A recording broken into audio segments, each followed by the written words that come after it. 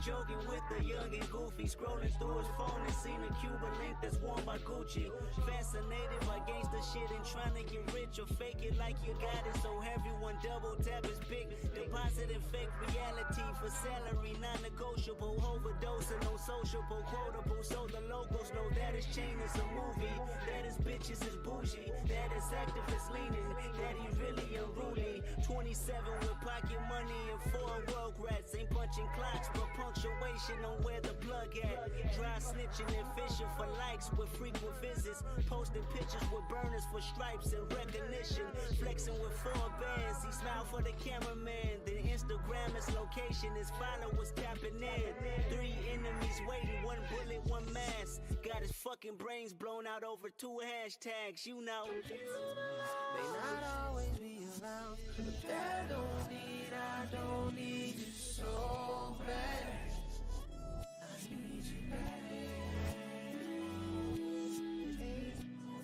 May not always get in line, but that I don't need you so bad. I need you bad.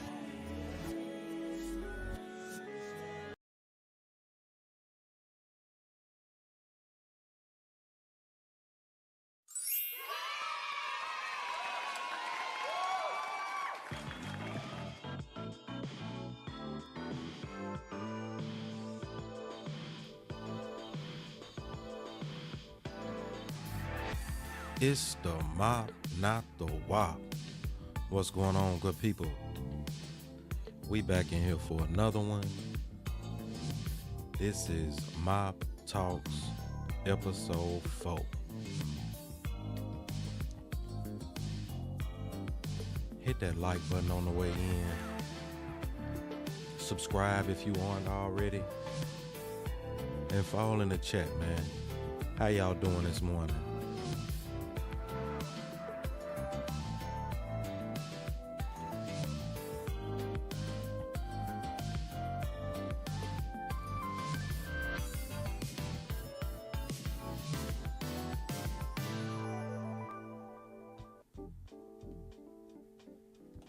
I got a special one for us today. The 2 previous episodes in this series, we've explored the landscapes of logical fallacies and the dynamics of conflict resolution. In the first, we demonstrated how logical fallacies and propaganda operate in the external world to influence public discourse. In the second episode, we delved into the relational world, providing tools for resolving disagreements between individuals. This report establishes the foundational psychological link between these 2 seemingly disparate domains, the internal world of perception. The central premise is that manipulation and disagreements are not fundamentally about a clash of objective facts, but about a collision of subjective realities. We don't argue about a singular external reality. We argue about our individual biased and internally constructed versions of it. Understanding this process is the first step towards genuine critical thinking and constructive communication. Let's define perception first. The intuitive understanding of perception is that it's a passive process akin to like a camera recording objective reality. However, a deeper examination of cognitive science reveals that perception is an active, constructive process. A top-down approach where the brain acts as an internal editor. Rather than simply receiving sensory data, the brain forms hypotheses about the world based on prior knowledge, past experiences, and existing beliefs. The existence of visual illusions, such as the Necker cube, provides a compelling evidence for this model, as a single unchanging sensory input can be perceived in 2 different ways depending on the brain's interpretation. Richard Gregory, a proponent of this model, estimated that as much as 90% of the information received by the eyes is lost by the time it reaches the brain, necessitating these perceptual hypotheses to fill in the gaps and make sense of the world. Gangland in, what's going on? The concept is also reflected in the neurological distinction between passive and active sensing. Passive touch, for instance, involves only the activation of your cuteness receptors, while active touch, such as moving one's fingers across a surface, engages a more distributed and complex network of neural activity, including your motor components and your other senses. So while a passive process can still encode that information, an active process allows for a more strategic and controlled way of gathering and encoding the sensory data. And this optimizes the information for your whatever the perceptual task is. The physiological reality mirrors the psychological process of perception as a whole. So the brain, it's not a static receiver of information, it's an active active explorer. It's constantly moving and probing and testing its environment. Now that we have defined perception, I want to talk about how that plays into manipulation and conflict. So this active, constructive nature of perception is the psychological foundation for both manipulation and conflict. Fallacies and propaganda, they don't function by changing objective facts. They work by influencing your perceived truth. So these persuasive techniques are designed to bypass the difficult path of rational thought by exploiting your brain's pre-existing shortcuts. It appeals to what you are already primed to believe. Beliefs in this model, they're not merely or simply intellectual premises, but they're described as preset organized filters, and they act as internal commands to the brain on how you interpret what's happening. This is why people often feel threatened and react with uncalled aggression when their beliefs are challenged. They call that cognitive dissonance. It's not an attack on the abstract idea, but on the fundamental organizational structure of their reality. This is more than just a psychological phenomenon, though. It's a physiological one as well. The interpretation of a belief can literally alter a person's physiology. When I was doing this research, there was a case study of a woman with schizophrenia whose blood glucose levels rose to a diabetic state when she became convinced she was diabetic. That example demonstrates how the internal interpretation of a belief can manifest physically and trigger a cascade of biochemical responses. Now, this connection between belief and physiology explains the deeply emotional and often irrational reactions to challenge our worldview. Manipulating a person's belief is not just a mental game. It's an intervention on their biological framework. You make the defense of a belief visceral survival based on threat response. Okay, so in the context of interpersonal relationships, this understanding of perception reveals that conflict is not a clash of objective facts, but more so a collision of two valid yet divergent subjective realities. The destructive cycle of disagreement occurs when both parties mistakenly believe their perception is the only objective one. A person on one side of a different interpretation, it'll validate their existing point of view. Resolution, therefore, is not about determining whose perception is correct, but about moving past this adversarial frame to understand how the other person built their reality.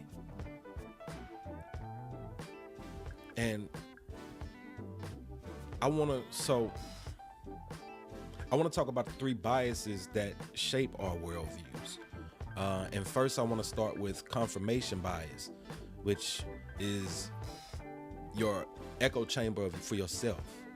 So confirmation bias is the brain's pervasive tendency to seek, interpret, and recall information in a way that confirms its existing beliefs, all while automatically dismissing or ignoring information that challenges them. This causes people to act like biased newspaper editors. And you're actively curating your reality by cherry picking data and selectively reporting on stories that reinforce the pre-existing notions. This psychological shortcut is both an individual tendency and a driver of broader societal polarization. This bias is a powerful engine for manipulation and propaganda.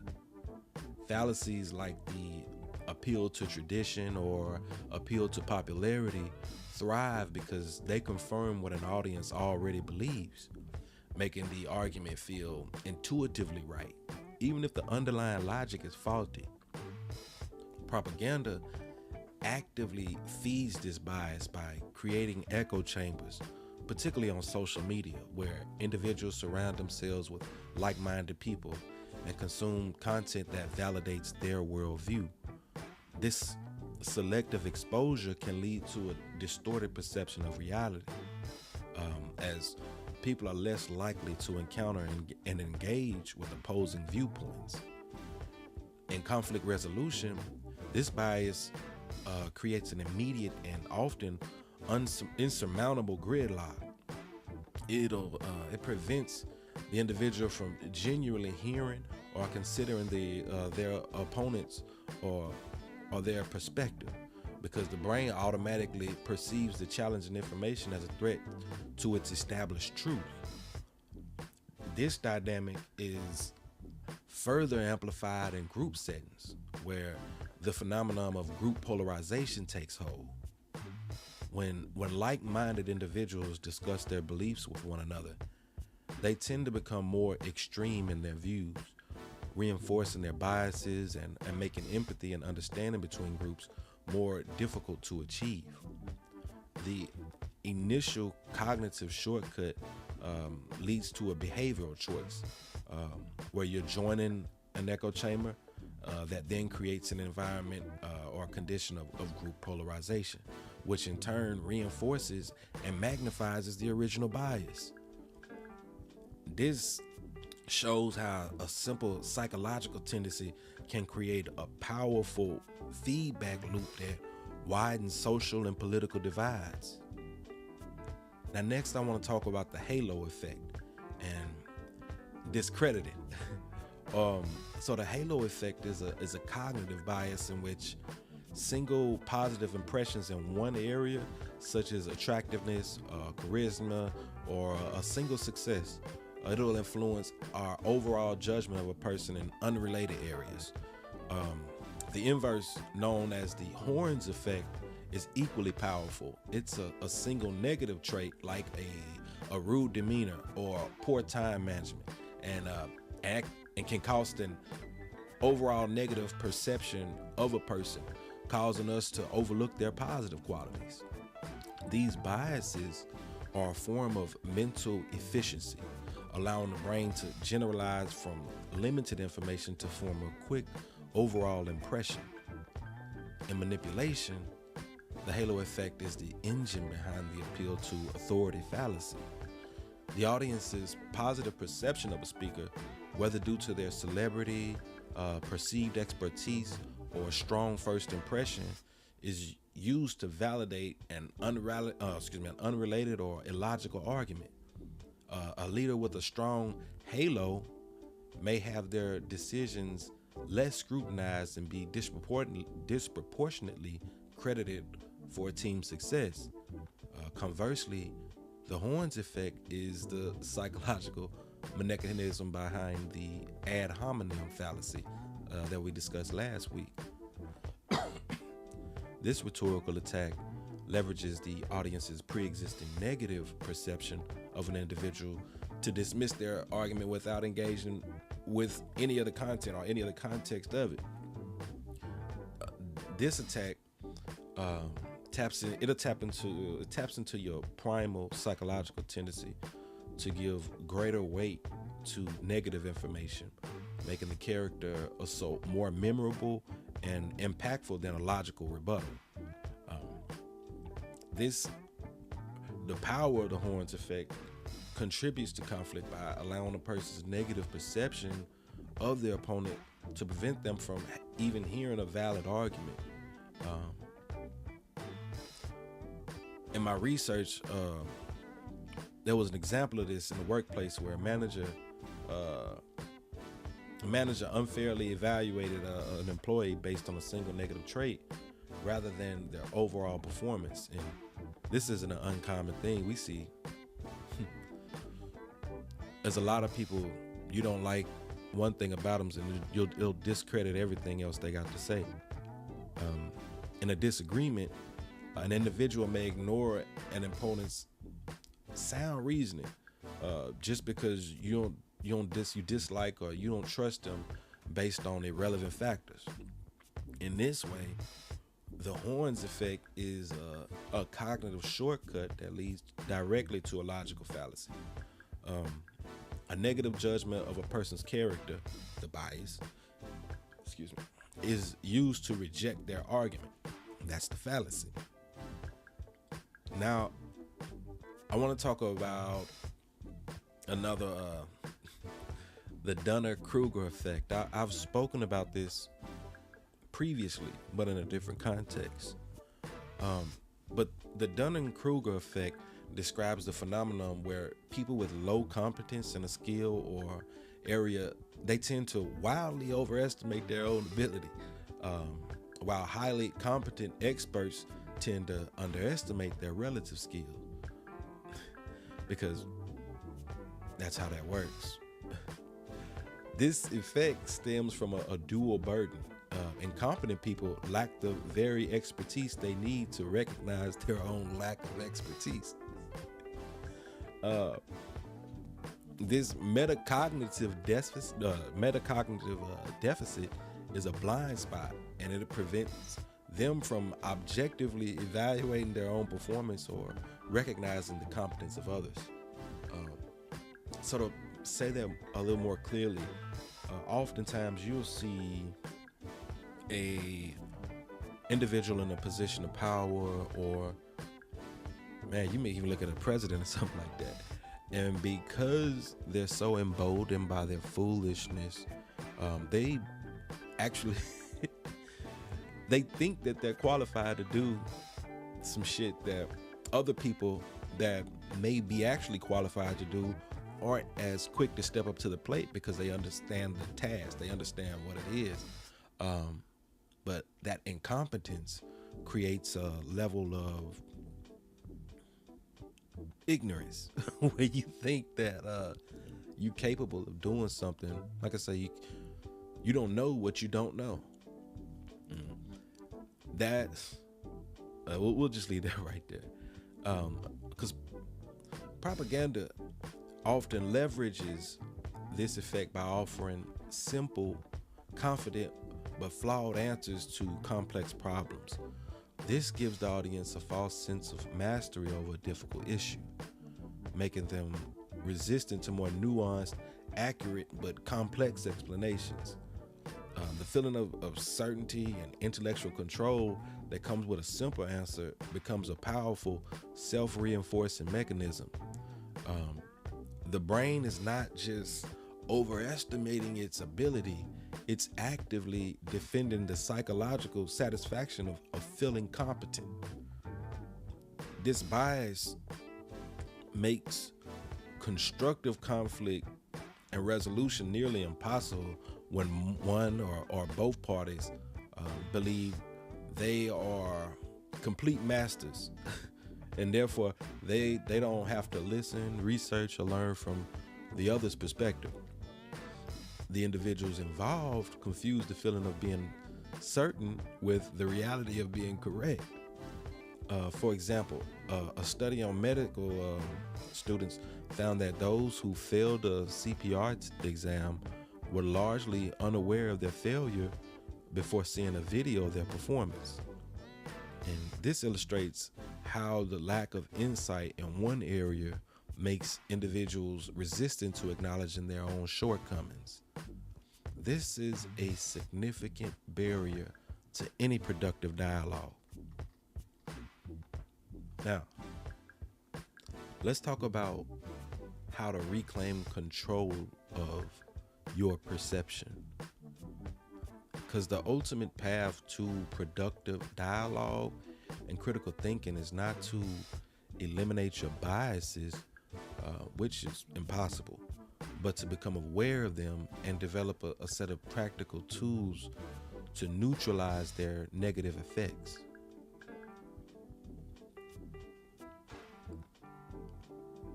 A crucial first step to differentiate between empathy and perspective taking.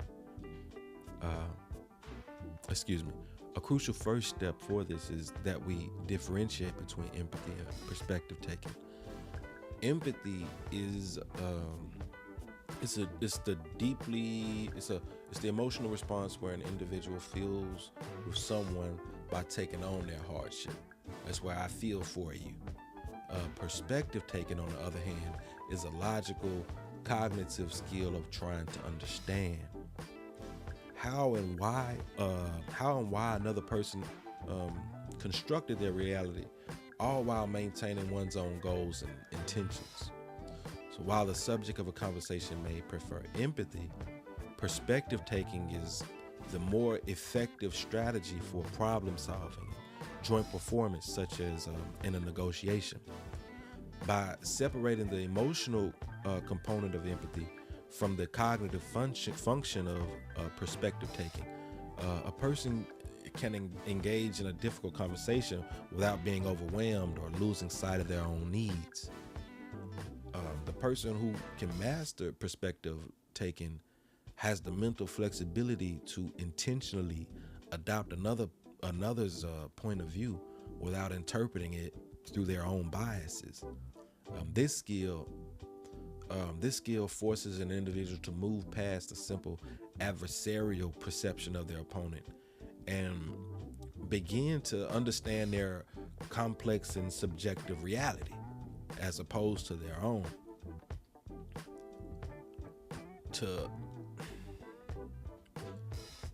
I want to go double back on Steelman. Again, we talked about Steelman last week, but in a different regard. So I want to talk about how you use it to counteract the inherent tendency for confirmation bias. So, like we said, Steelmanning is the intellectual opposite of strawman fallacy. So instead of misrepresenting or weakening an opponent's argument to make it easier to defeat, Steelmanning requires a person to construct the strongest, most charitable version of their opponent's position possible. You see this shit often. Excuse my language. People will use the straw man argument when they... I don't want to go off on a tangent, but I'll say this. When you notice that straw man tactic being used, you at that point you should know that's not a fruitful discussion, and they're doing what motherfuckers do to try to get their point across, to be right or to sound right and not be right. However, with the Steelmanning, that actually, if you can stand on what you're saying, that means if we're having a discussion and we're at odds, if I can take what your position is and frame that and make it as clear as possible, maybe even clearer than you're making it, and then I begin to engage with that, now we're cutting through we're eliminating the possibility of me running off my how do I say this? It lowers your guards. because now you understand that I'm actually trying to engage with the core ideas that you're presenting. And this approach, like I said, it forces a person to actively search for information that'll validate an opposing views. It deliberately overrides the deeply ingrained cognitive shortcut. The philosopher Daniel Dennett outlined a 4-step process for this technique that serves as a practical guide for constructive dialogue. And it goes like this. 1, you express your opponent's position so clearly and vividly that they would agree with your re-expression. That's 1. Then you list any points of agreement you share with them, especially if they're not widely agreed upon. Then you mention anything you've learned from them during the conversation. Only then are you permitted to offer a rebuttal or a criticism.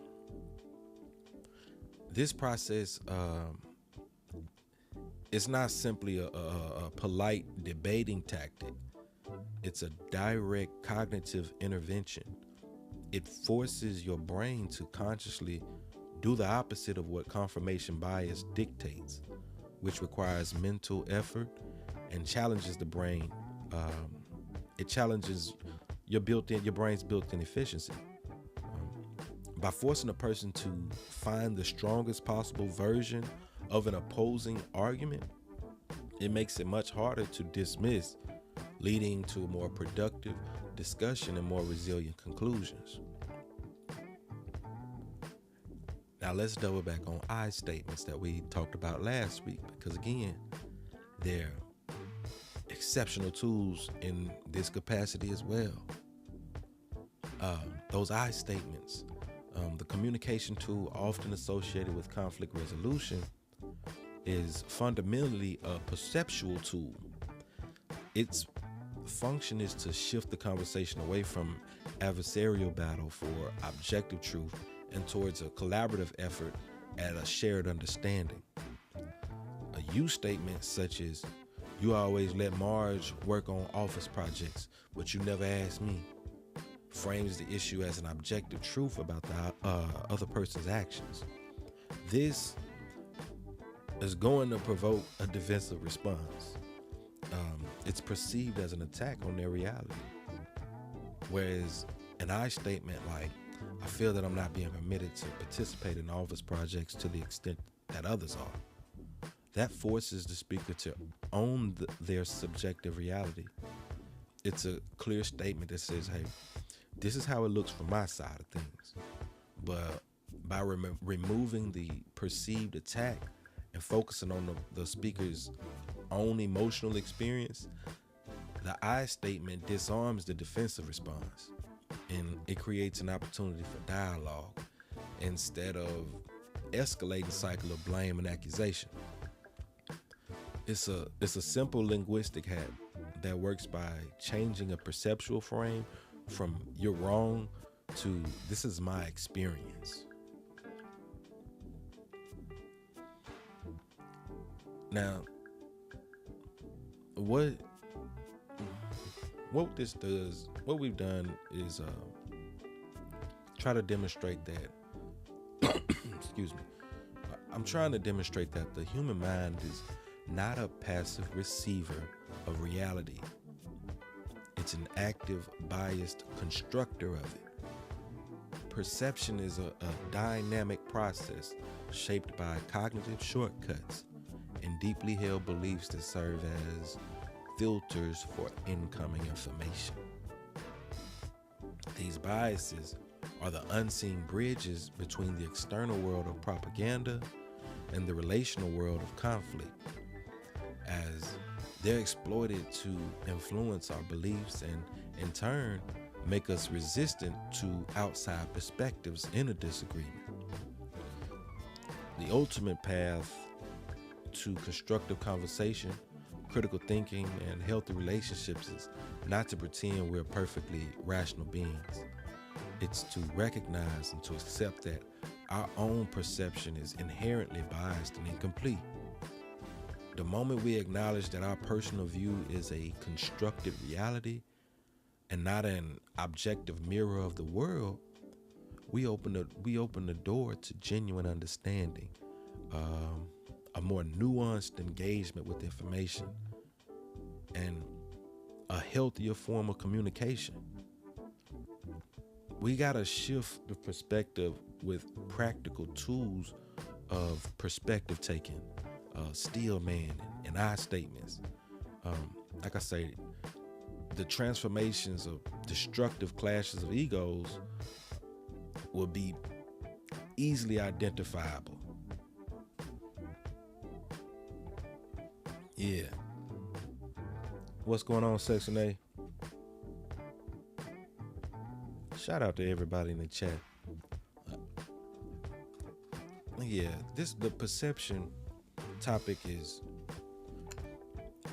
after we dealt with the propaganda and the fallacies and how people use rhetoric, and after we talked about how last week we talked about conflict resolution and how people use fallacies and their rhetoric to have their way in conflicts. And it's not just them, we do the same thing. But that's what this whole series right here, so at least so far, is about. It's about giving you the tools so that people can't run game on you. It can't just run everything past you. Because what I'm talking about, we'll notice this on pretty much everything. A lot of the different shows on the internet, or just things going on in the world. If you take in this information and really internalize it, you'll see these things. And like I say, if you can apply the 4-step process, like I say, of steel manning your opponents or whoever you're talking to, if they say something, whatever the capacity is, you should try to make the most sense of what they're saying, even if you don't agree with what they're saying. Because like I say, you're doing this to put your mind, it's two parts. You're doing this to put your mind in a space to where I'm coming at what you're saying, critically assessing what you're saying. And alternatively, I'm giving you the ease of knowing that I'm not trying to, I do understand where you're coming from, and I want to get to a better ground. And to be honest, that's the only way you can have discussions or grow through conflicts, or two varying sides of an opinion. That's the only way you can, well, I don't say the only, but it's seemingly one of the only ways to healthily get to that space. And I think it's extremely critical, because when you don't understand the aspects of faulty rhetoric, how people will play on your perception, and use your biases and all these different factors to, basically play in your face. You know what I mean? You got to understand this shit to fully see the type of bullshit that Adam 22 be on. You have to understand these things to see the foolishness that T-Rail and, you know what I'm saying, motherfuckers like that be on. But if you don't have a clear understanding of what it looks like, and what's being done and how it's being used, you're at a disadvantage to the motherfucker that knows what they're doing. Excuse my language.